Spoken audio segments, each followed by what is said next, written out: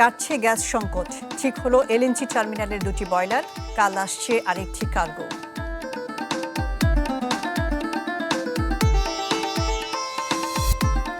যশোরে দেশের প্রথম বর্জ্য প্লান্টে স্থবিরতা, 50 কোটির প্রকল্পে মিলছে না কাঙ্ক্ষিত সাফল্য।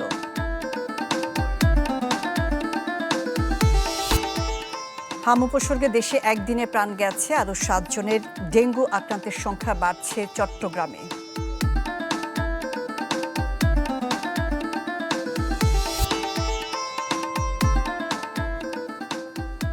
আমন্ত্রণ মেগা ডিজিটাল স্কেল দেশ 24-এ আপনাদের সাথে থাকছি আমি শাহনাজ শারিয়ার। অবশেষে ঠিক হলো আগুনে ক্ষতিগ্রস্ত ভাসমান এলএনজি টার্মিনালের দুটি বয়লার। 2-1 দিনের মধ্যে পুরোদমে গ্যাস সরবরাহের কথা নিশ্চিত করেছে জ্বালানি মন্ত্রণালয় ও আরপিজিসিএল। মঙ্গলবার নতুন আরেকটি কার্গো আসছে এলএনজি নিয়ে। আর সংকট কাটাতে শুধু ভাসমানই নয়, ভূমিতে টার্মিনাল করার পরিকল্পনার কথা জানিয়েছেন স্বরাষ্ট্রমন্ত্রী। আমদানি করা এলএনজি খালাসে দুটি টার্মিনাল পরিচালনা করে এক্সিলারেট। এর মধ্যে গত 21 জুলাই আগুনে ক্ষতিগ্রস্ত হয় একটি। সেই থেকে গ্যাসের অভাবে প্রায় 1 মাস ধরে নাভিশ্বাস জনজীবনে। ব্যবসা থেকে উৎপাদন সবখানে পড়ে ভাটার টান। মাসের শুরুতে একটি বয়লার ঠিক হলেও আরেকটি অচুলি ছিল। পেট্রোবাংলা জানায় সোমবার সকাল থেকেই পাইপলাইনে গ্যাসের যোগান বেড়েছে দুটি টার্মিনাল থেকেই। দুপুর 12টার সময় যেটা আসছে সেখানে দেখা যাচ্ছে এখানে 536 MMCFD সরবরাহ হয়েছে। দুটো সচল আছে, দুটাতেই সচল আছে এই পর্যন্ত আমি জানি, কেন তো 536টা একটা থেকে দেওয়া সম্ভব না। আরপিজিসিএল জানায় ক্ষতিগ্রস্ত টার্মিনালটি এখন পুরোপুরি ঠিক। সামিটের টার্মিনালে খালাস হয়েছে একটি নতুন কার্গো। এক্সিলারেটের দ্বিতীয় বয়লার এখন যোগান দেওয়া শুরু না করলেও আগের চেয়ে বেড়েছে সরবরাহ। আমাদের যে নমিনেশন দেওয়া আছে 600 থেকে 650, সামিট দেবে 500 থেকে 550 আর এক্সিলারেট 100। বয়লার দুইটাই চলতেছে। টার্মিনাল এখন ওকে, আপনার এলএনজি নাই, এজন্য যেটা ক্ষতিগ্রস্ত ছিল, যে সেকেন্ড বয়লারটা বলছিল যে সময় লাগবে সারতে, ওটার কি অবস্থা? হ্যাঁ, ওটা চালু হয়ে গেছে, ওটা ঠিক আছে। এখন একটু সমস্যা নেই।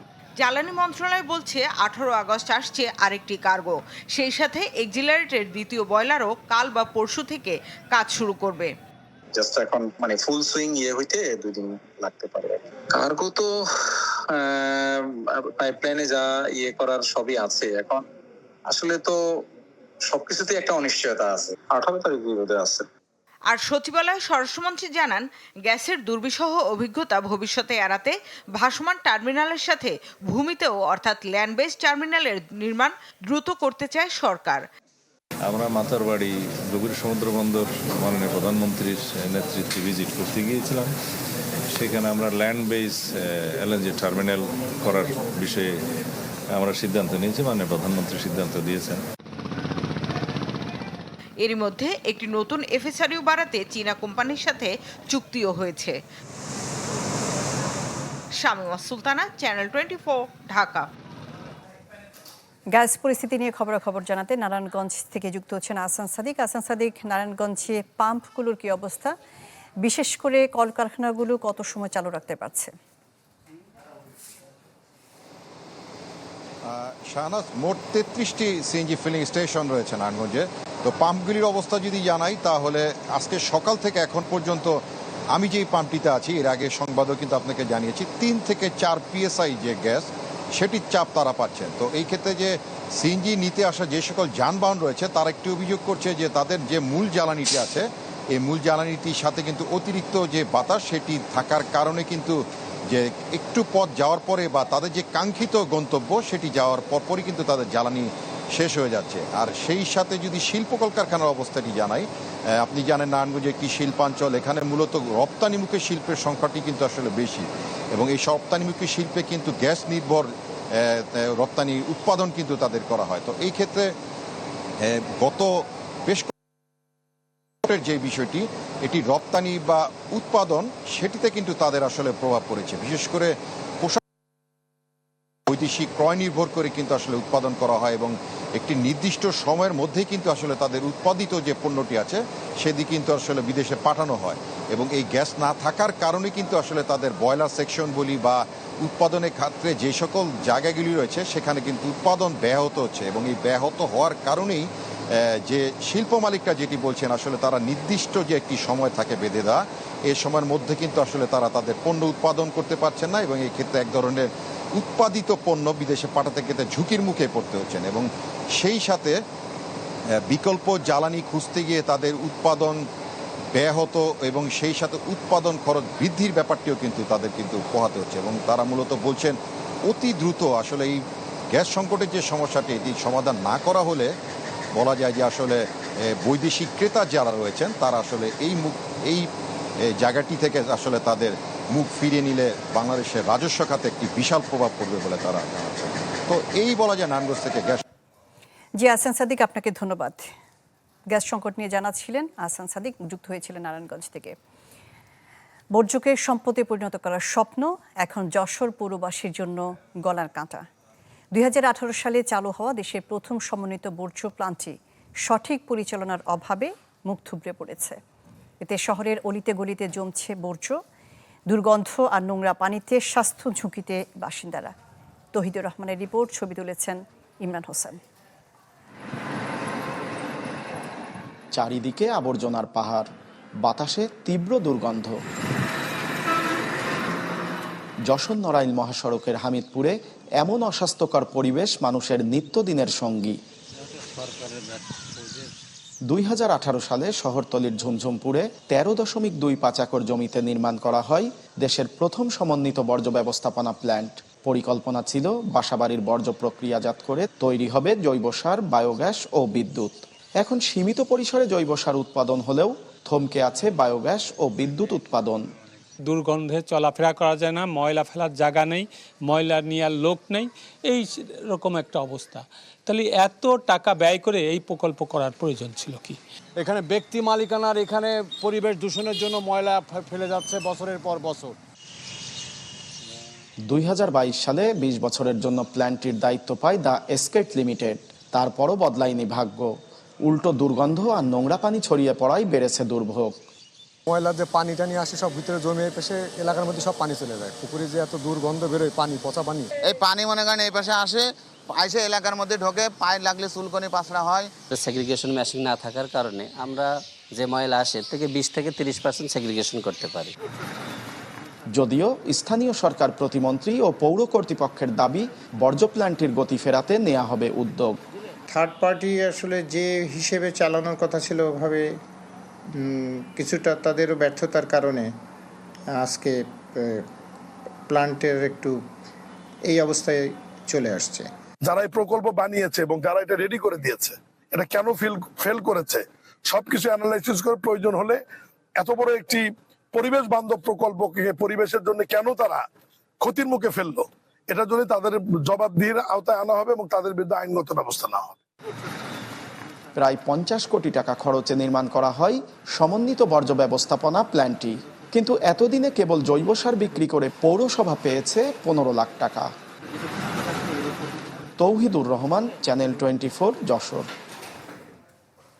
দেশে হাম উপসর্গে একদিনে প্রাণ গেছে আরও 7 জনের। এদের মধ্যে 5 জনই ঢাকা বিভাগের। একই সময়ে নতুন করে আক্রান্ত 1031 জন।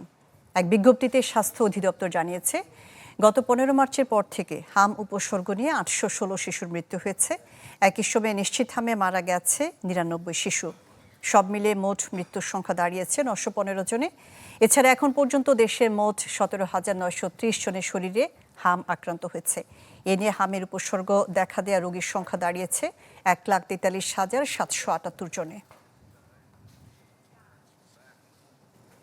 সিলেটের হাম পরিস্থিতির খবর জানাতে এই মুহূর্তে আমাদের সাথে যুক্ত হচ্ছেন আজহারউদ্দিন শিমুল। আজহারউদ্দিন শিমুল, সিলেটে হামের বিস্তার কেমন আর হাসপাতালে কি পরিমাণ রোগী ভর্তি আছে? শাহনাজ, দেখুন সিলেটে কিন্তু হামের উপসর্গ নিয়ে ভর্তির সংখ্যা দিন দিন বাড়ছে এবং যদিও গত 24 ঘন্টা হাম এবং হাপের উপসর্গ নিয়ে কোনো মৃত্যু নেই, তবে এখন পর্যন্ত হাম এবং হামের উপসর্গ নিয়ে সিলেট অঞ্চলে 136 জনের মৃত্যু হয়েছে। এর মধ্যে প্রাপ্তবয়স্ক 2 জন এবং বাকি 134 জনের শিশু। এবং যদি শতকরার হিসাবে আপনাকে বলি যে শিশুদের পরিমাণটাই সবচেয়ে বেশি, তাদের সংখ্যা দাঁড়িয়েছে 98.53%। বাকি যে 1.5% সেটা হচ্ছে প্রাপ্তবয়স্করা। এবং চিকিৎসকরা যারা রয়েছেন তারা বলছেন শিশুদের পাশাপাশি সাম্প্রতিক সময়ে সিলেট অঞ্চলে প্রাপ্তবয়স্কদের মধ্যে হামের উপসর্গ নিয়ে ভর্তি হওয়ার সংখ্যা বাড়ছে এবং ইতিমধ্যেই যেটা বললাম যে 2 জন প্রাপ্তবয়স্ক হামের উপসর্গ নিয়ে মারা গিয়েছেন, একজন হবিগঞ্জের আর একজন এই সিলেট জেলার। এবং আপনাকে জানিয়ে রাখি যে সিলেট অঞ্চলে মূলত 4টি জেলার লোকজন হামের যে চিকিৎসা নিচ্ছেন সিলেটের বিভিন্ন হাসপাতালে। আমাদের কাছে যে ডাটা রয়েছে গত 24 ঘন্টায় প্রায় 138 জন শিশু সিলেটের বিভিন্ন হাসপাতালে ভর্তি হয়েছে। পাশাপাশি সিলেটের যে বিভাগের যে জেলাগুলো রয়েছে হবিগঞ্জ, সুনামগঞ্জ, মৌলভীবাজার এবং সিলেট, এই 4 জেলার বিভিন্ন সদর হাসপাতাল, জেলা সদর হাসপাতাল, বিভাগীয় হাসপাতাল সহ বেসরকারি যেসব হাসপাতাল রয়েছে সব মিলিয়ে প্রায় 250 শিশু এখন পর্যন্ত ভর্তি রয়েছে। এবং আমাদেরকে বিভাগীয় স্বাস্থ্য দপ্তর নিশ্চিত করেছে যে চলতি বছরের এই অগাস্ট পর্যন্ত নিশ্চিতভাবে 9 শতাধিকের বেশি শিশু হাম আক্রান্ত হয়েছে এই সিলেট অঞ্চলে। দেশের অন্যান্য অঞ্চলে শাহনাজ যখন হামের উপসর্গ নিয়ে ভর্তির সংখ্যা কমছে এবং মৃত্যুর সংখ্যা একইভাবে কমছে, সিলেটে কিন্তু সেই মৃত্যুর সংখ্যা দিন দিন বাড়ছে। আমরা যারা হামে চিকিৎসা সেবার সাথে যুক্ত তাদেরকে জিজ্ঞেস করেছিলাম, তারা বলছেন যে এই অঞ্চলে বিশেষ করে হাওর অঞ্চলে, সুনামগঞ্জে কিন্তু এই মৃত্যুর সংখ্যাটা বেশি হচ্ছে। পাশাপাশি কিন্তু মৌলভীবাজার, হবিগঞ্জ এবং সিলেটও কিন্তু এই সংখ্যা বাড়ছে। তারা বলছেন যেসব শিশুরা এখন পর্যন্ত হামের টিকা নিতে পারেনি তারা যাতে নিকটস্থ যে ইপিআই কেন্দ্রগুলো রয়েছে সেখান থেকে যাতে দ্রুত সময়ের মধ্যে তারা টিকাটা সংগ্রহ করেন, না হলে কিন্তু এটার বিস্তার দিন দিন বাড়বে বলে তারা আমাদেরকে নিশ্চিত করেছেন। একই সাথে চিকিৎসকরা এই কথাও বলছেন যে শিশুদের পাশাপাশি শিশুদের যারা মায়েরা রয়েছেন তারা যাতে সুষম খাদ্য নিশ্চিতভাবে খেতে পারেন সেটাও পরিবারের যারা কর্তা রয়েছেন তাদেরকে নিশ্চিত করতে হবে। তো শাহনাজ, আমার কাছে এই ছিল সিলেটের হাম পরিস্থিতি নিয়ে সবশেষ। জি, আজহারউদ্দিন শিমুল, আপনাকে ধন্যবাদ। সিলেট থেকে হাম পরিস্থিতির খবর জানাচ্ছিলেন আজহারউদ্দিন শিমুল। এদিকে আশঙ্কাজনকভাবে ডেঙ্গু আক্রান্তের সংখ্যা বাড়ছে চট্টগ্রামে। জেলা সিভিল সার্জন অফিসের তথ্য মতে 16 আগস্ট থেকে একদিনে 50 জন আক্রান্ত হয়ে নগরীর বিভিন্ন হাসপাতালে ভর্তি হয়েছেন। এ নিয়ে চলতি মাসে ডেঙ্গুতে আক্রান্ত হয়ে চিকিৎসা নিচ্ছেন 542 জন।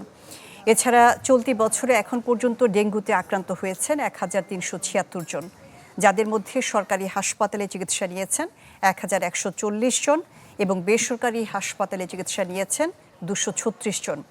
আক্রান্ত হয়ে এখন পর্যন্ত মারা গেছেন 3 জন। মুন্সিগঞ্জের মাওয়া প্রান্তের বাসিন্দাদের জীবন যেন দুর্বিষহ। 1 দশকের জলাবদ্ধতায় মারাত্মক ডেঙ্গু ঝুঁকিতে 4 শতাধিক পরিবার।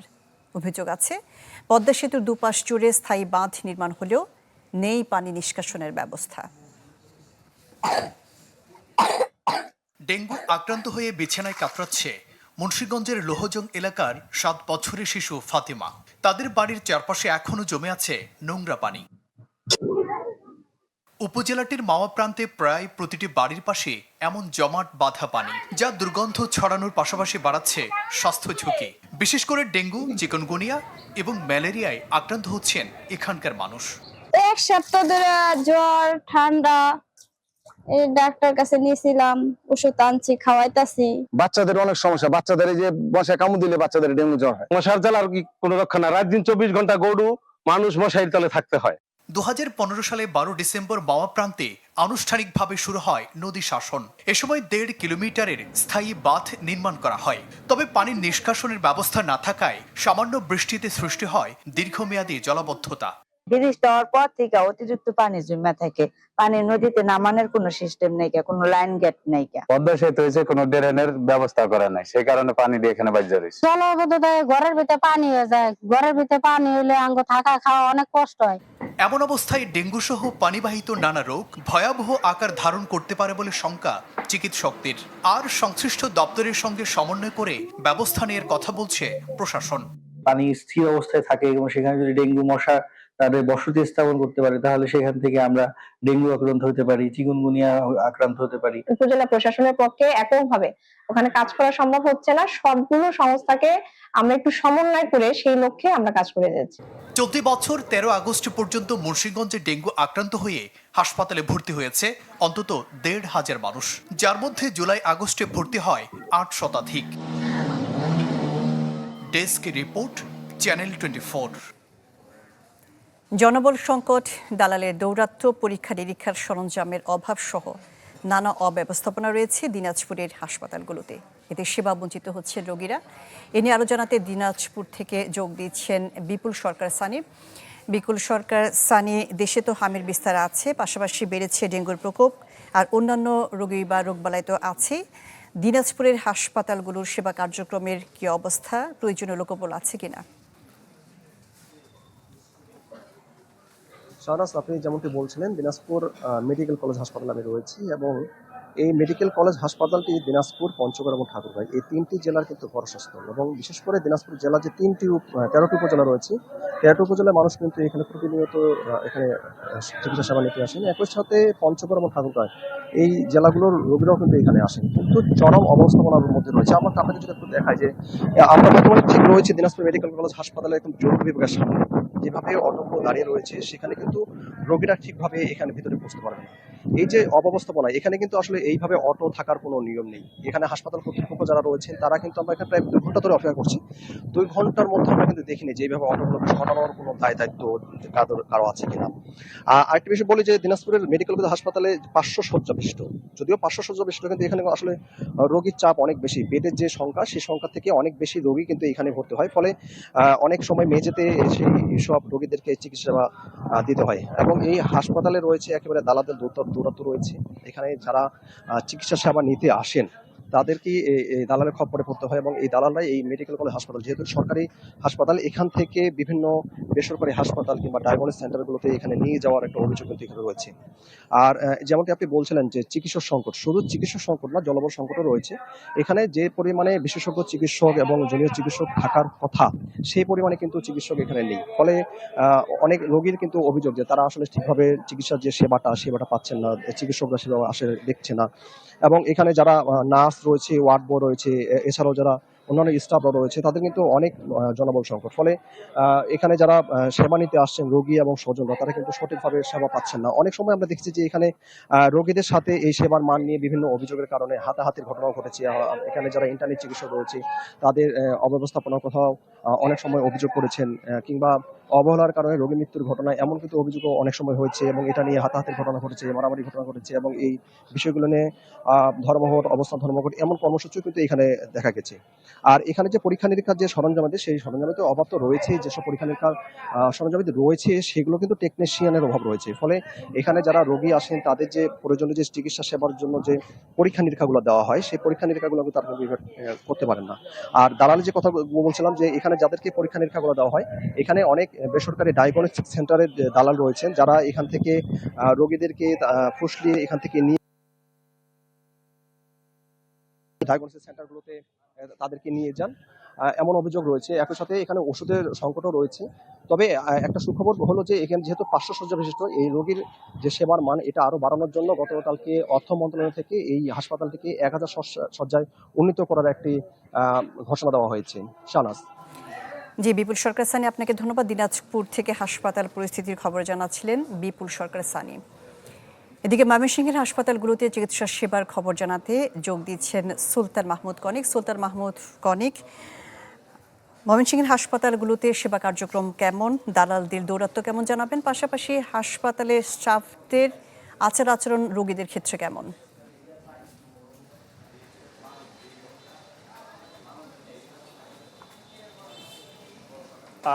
শাহনাজ, যেটি হয়েছে সেটি হচ্ছে যে সমস্যা আগেও ছিল, সংকট এখনও আছে এবং ভবিষ্যতে কিন্তু সেটি থাকবে। অর্থাৎ এটি কিন্তু সমাধান করা যাবে না। কিন্তু যে কথাটি এসেছে সেটি হচ্ছে যে পরিমাণ সীমিত সম্পদ বা জনবল রয়েছে, তার সুষ্ঠু যে ব্যবহার, সেই ব্যবহারটা যদি অন্ততপক্ষে নিশ্চিত করা যেত, তাহলে প্রান্তিক পর্যায়ে, উপজেলা পর্যায়ে বা জেলা পর্যায়ে যে সমস্ত সেবা প্রত্যাশীরা আছেন, রোগীরা যারা আছেন, যারা চিকিৎসা সেবা নিতে যান, তাদের কিন্তু সেই উপকারটি হতো। সেই জায়গায় যে সংকটটি রয়েছে, আমরা এই মুহূর্তে বর্তমানে অবস্থান করছি উপজেলা স্বাস্থ্য কমপ্লেক্স ভালুকায়, এবং এটি 50 শয্যার একটি উপজেলা স্বাস্থ্য কমপ্লেক্স। যদি বলে রাখি যে এই ভালুকা উপজেলায় প্রায় 5 লাখের উপরে কিন্তু মানুষের বসবাস, কিন্তু এর বাহিরে ভোটারি রয়েছে প্রায় 3.5 লাখের উপরে। কিন্তু এর বাইরে যেহেতু শিল্পাঞ্চল ইন্ডাস্ট্রি, যে কারণে এখানে প্রায় 15 থেকে 18 লাখের মতো লোক সংখ্যা রয়েছে, আরও বাড়তি, যারা ভাসমান অবস্থায় বিভিন্ন জায়গায় কাজকর্ম করে। এর বাইরে এটি ঢাকা ময়মনসিংহ হাইওয়ের পাশে, অর্থাৎ এই যে জায়গাটি রয়েছে, এই জায়গায় কিন্তু প্রতিনিয়তই সংখ্যক মানুষজন যারা আছেন তারা চিকিৎসা সেবা নিতে আসেন, কিন্তু বাস্তব চিত্র হচ্ছে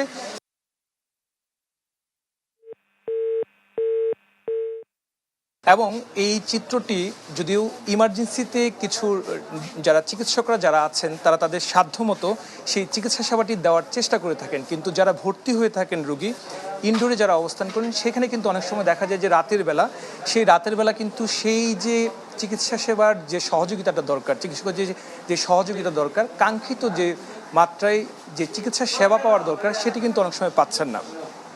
অনেক সময় আমরা দেখেছি যে আবার এই সমস্ত জায়গা থেকে, বিশেষ করে উপজেলা থেকে অনেক যারা রোগী রয়েছেন তাদেরকে কিন্তু এক প্রকারের দালালদের মাধ্যমে কিন্তু বিভিন্ন ক্লিনিক ডায়াগনস্টিক সেন্টারে কিন্তু ভাগিয়ে নিয়ে যাওয়া হয়, এবং অনেক সময় দেখা যায় যে ওই নিম্নমানের ক্লিনিক ডায়াগনস্টিক সেন্টারে তারা চিকিৎসা সেবা নিতে গিয়ে অনেক সময় দুর্ঘটনারও শিকার হয়। বিশেষ করে যারা প্রসূতিরা রোগী রয়েছেন তাদের ক্ষেত্রে এই ঘটনাটি অনেক সময় ঘটে থাকে। এবং যদিও একটি ভালো দিক রয়েছে, সেটি হচ্ছে এই যে উপজেলা স্বাস্থ্য কমপ্লেক্সে আমরা রয়েছি, সেখানে আমরা দেখেছি যে প্রসূতি যে সমস্ত রোগী রয়েছেন তাদের জন্য নর্মাল যে ডেলিভারি, সেই ডেলিভারি ব্যবস্থাটি কিন্তু 24 ঘন্টার জন্য রয়েছে। কিন্তু এখানে যারা দায়িত্ব পালন করছেন তাদের অনেকের সাথে আমরা কথা বলেছি, রোগীরা যারা আছেন তাদের সাথেও আমরা কথা বলেছি। প্রত্যেকেরই একটি কথা, সেটি হচ্ছে যে চাহিদা মতো যে তাদের যে সেবা পাওয়ার কথা ছিল সেই সেবাটি পাওয়া যায় না। বিশেষ করে এক্স রে এবং আলট্রাসোনোগ্রামের কথা যদি বলা হয়, যে হসপিটালে যদি কেউ আসেন এই চিকিৎসা সেবা নিতে এবং তার যদি সে এক্স রে এবং আলট্রাসোনোগ্রামের প্রয়োজন হয়, দুপুর 1টার পর কিন্তু সেটি কিন্তু করার সুযোগ থাকে না। অর্থাৎ ওই যে প্রত্যন্ত জায়গার যে সমস্ত রোগীরা আসেন, নিম্নয়ের মানুষজন যারা আসেন, তাদের কিন্তু বাধ্য হয়ে অতিরিক্ত টাকা খরচ করে অন্য জায়গা থেকে কিন্তু এই রিপোর্টটি করানো হচ্ছে, যে কারণে ওই যে তাদের চিকিৎসা সেবা সেটি কিন্তু পাচ্ছে না। পাশাপাশি আরেকটি কথা বলে রাখি যে ময়মনসিংহ মেডিকেল কলেজ হাসপাতাল রয়েছে, 1000 শয্যা বিশিষ্ট হাসপাতাল। সেই হাসপাতালেও কিন্তু প্রতিদিন 4 থেকে 5,000 রোগী যারা রয়েছেন তারা কিন্তু চিকিৎসা সেবা নিয়ে থাকেন। যেহেতু একটি মেডিকেল কলেজ হাসপাতাল এবং শুধু ময়মনসিংহ বিভাগ নয়, ময়মনসিংহ যে বিভাগের যে 4 জেলা, এর পাশেও আশপাশের যে কয়েকটি জেলা রয়েছে, সেখান থেকেও কিন্তু রোগীরা এসে এই ময়মনসিংহ মেডিকেল কলেজ হাসপাতালে চিকিৎসা সেবা নিয়ে থাকেন। ফলে যে পরিমাণ জনবল দরকার ছিল সেই পরিমাণ জনবল না থাকার ফলে এই সংকটটি কিন্তু বাড়তে থাকে। তবে রোগীদের সাথে কথা বলে যে বিষয়টি আমরা নিশ্চিত হয়েছি বা জানতে পেরেছি, প্রত্যেকেরই একটি চাওয়া, সেটি হচ্ছে যে ইমার্জেন্সিতে তাৎক্ষণিকভাবে যদি কোনো সমস্যা নিয়ে কেউ আসে এবং সেটি যদি এই উপজেলা স্বাস্থ্য কমপ্লেক্সে যদি সেই সেবাটি পেত, বিশেষ করে সকালে কিংবা রাতে, যেহেতু ইমার্জেন্সিতে কিন্তু সেই জায়গায় অনেক সময় দেখা যায় যে একটু বড় ধরনের দুর্ঘটনা হলে এখানে যেহেতু অপারেশনের কোনো ধরনের সুযোগ নেই, সুতরাং প্রাথমিক যে চিকিৎসা সেবা সেটি দিয়ে কিন্তু জেলা সদর হাসপাতাল বা ঢাকার দিকে কিন্তু পাঠিয়ে দেওয়া হয়। এক্ষেত্রে রোগীদের কিন্তু অতিরিক্ত টাকা খরচ হয়। এর পাশাপাশি আরেকটি কথা তারা বলেছেন যে ভিতরের যে পরিবেশ, অর্থাৎ নোংরা একটি পরিবেশ কিন্তু রয়েছে, বিশেষ করে টয়লেটগুলি, যেখানে রোগীরা রয়েছেন এবং যাদেরকে ওয়াশরুমে যেতে হয়, টয়লেটে যেতে হয়, সেখানে কিন্তু এক ধরনের দুর্গন্ধযুক্ত অবস্থায় থাকেন। এটি শুধু একটি উপজেলা স্বাস্থ্য কমপ্লেক্সের ক্ষেত্রে নয়, ময়মনসিংহ মেডিকেল কলেজ হাসপাতালের ক্ষেত্রে যেরকম প্রযোজ্য। জি, সুলতান মাহমুদ কনিক, আপনাকে ধন্যবাদ। ময়মনসিংহের হাসপাতালগুলোতে চিকিৎসা সেবার মান নিয়ে জানাচ্ছিলেন সুলতান মাহমুদ কনিক। চলতি অর্থ বছরেই হবে স্থানীয় সরকার নির্বাচন, এজন্য বাজেটে বরাদ্দ রয়েছে 6,000 কোটি টাকা। সচিবালয়ের ব্রিফিংয়ে এই কথা জানিয়েছেন স্থানীয় সরকার প্রতিমন্ত্রী মীর শাহে আলম। বলেন, নির্বাচন কমিশনের প্রস্তুতি শেষে আলোচনা করে হবে ভোটের সিদ্ধান্ত। নির্বাচিত জনপ্রতিনিধিরা যখন এই অর্থ বছরের নির্বাচনের মাধ্যমে তারা চলে আসবে, তখন স্থানীয় সরকার প্রতিষ্ঠানগুলোর কাজের গতি আরো বাড়বে, মানুষের সেবার মান আরো বাড়বে। নির্বাচন কমিশনের প্রস্তুতি সম্পন্ন হলে নির্বাচন কমিশন, স্থানীয় সরকার বিভাগ এবং অর্থ বিভাগ আমরা বসে সময়টি নির্ধারণ করব। ই রিকশার ব্যাপারে আইন পাস হয়েছে, আমরা বিধিমালা তৈরির জন্য একটা মিটিং করেছি, আমরা বিধিমালা করছি। তিস্তা নিয়ে ভারতের সাথে বন্ধুত্ব নষ্ট করতে চায় না সরকার। বুয়েটে এক আলোচনা সভায় এই মন্তব্য করেছেন পানি সম্পদ মন্ত্রী শহীদুদ্দিন চৌধুরী অ্যানি। বলেন, সরকার কেবল বাংলাদেশের স্বার্থ দেখবে। তিস্তা প্রকল্প বাস্তবায়নের শত চ্যালেঞ্জ থাকলেও প্রতিশ্রুতি বাস্তবায়ন করবে বিএনপি। তিস্তার চুক্তিটা খুব বেশি দরকার। পার্শ্ববর্তী দেশ, বন্ধু দেশ,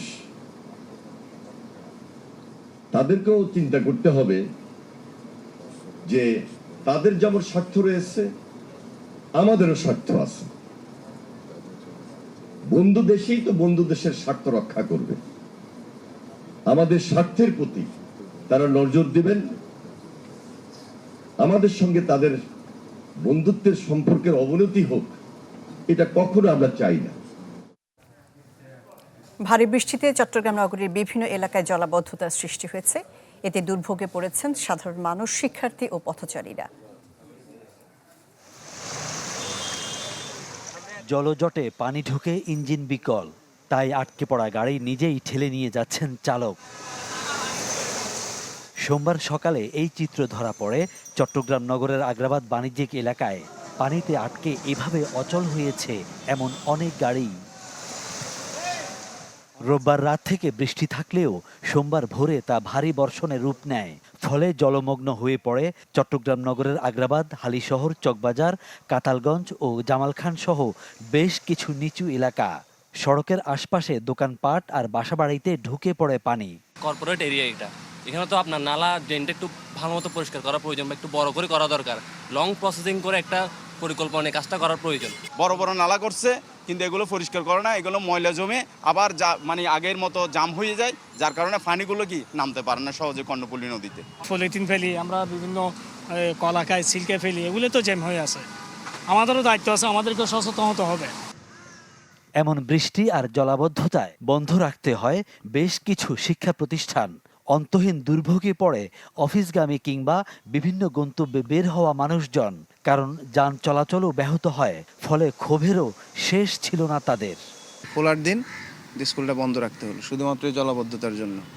একটু বৃষ্টি হলে, আজকে সারা রাত বৃষ্টি হয়েছে, জোয়ারের পানি দিয়ে পুরো কলোনি তলায় গেছে। আমরা যখন সকালবেলা উঠছি তখন প্রায় হাঁটু সমান পানি ছিল। আমরা সকালবেলা গাড়ি ছিল, গাড়ি গ্যারেজে রেখে আসছি, তো আর যাওয়া হয় নাই। সরতে না পেরে কোথাও কোথাও বিকেল পর্যন্ত পানি আটকে থাকলেও কিছু এলাকায় দুপুর নাগাদ নেমে যায় পানি। সিটি কর্পোরেশনের দাবি, জলাবদ্ধতা নিরসন প্রকল্পের সুফলের কারণেই পানি নেমে গেছে দ্রুত। আমাদের সিটি কর্পোরেশন থেকে আমাদের সকল বিভাগগুলো এটি সার্বক্ষণিক মনিটরিং এ ছিল, এবং যেখানে যেখানে নালা বা খালের মধ্যে জট সৃষ্টি হয়েছিল, আমরা সেটি ইমিডিয়েটলি পরিষ্কার করা হয়েছে এবং খুব দ্রুত গতিতে আপনার পানিগুলো নেমে গিয়েছে। বন্দরনগরীর জলাবদ্ধতা নিরসনে বর্তমানে 4টি প্রকল্পের কাজ চলছে, যার ব্যয় 14,389 কোটি টাকা। এর মধ্যে খরচ হয়ে গেছে 10,408 কোটি টাকা। ফখরুল ইসলাম, চ্যানেল 24, চট্টগ্রাম। নারায়ণগঞ্জে ছিনতাইকারী ছুরিকাঘাতে শিক্ষার্থী সীমান্ত হত্যা মামলায় 3 জনকে মৃত্যুদণ্ড দিয়েছেন আদালত। দুপুরে জেলা ও দায়রা জজ আদালত এই রায় দিয়েছেন। এতে সন্তোষ জানিয়ে দ্রুত কার্যকরের দাবি জানিয়েছে পরিবার। বাদীপক্ষের আইনজীবীরা জানিয়েছেন, 2024 সালের 12 ডিসেম্বর রাজধানীর আমেরিকান ইন্টারন্যাশনাল ইউনিভার্সিটির শিক্ষার্থী সীমান্তকে ছুরিকাঘাত করে ব্যাগ এবং মুঠোফোন ছিনিয়ে নিয়ে যায় ছিনতাইকারীরা। পরে ঢাকা মেডিকেলে চিকিৎসাধীন অবস্থায় মারা যায় সে। এ ঘটনায় নারায়ণগঞ্জ সদর থানায় মামলা করেন নিহতের বাবা। এদিকে গাজীপুরের কালিয়াকৈরে শিশু মুসা হত্যার দায়ে মহিরুদ্দিন নামে এক ব্যক্তিকে মৃত্যুদণ্ড দিয়েছেন আদালত। জরিমানা করা হয় 10,000 টাকা।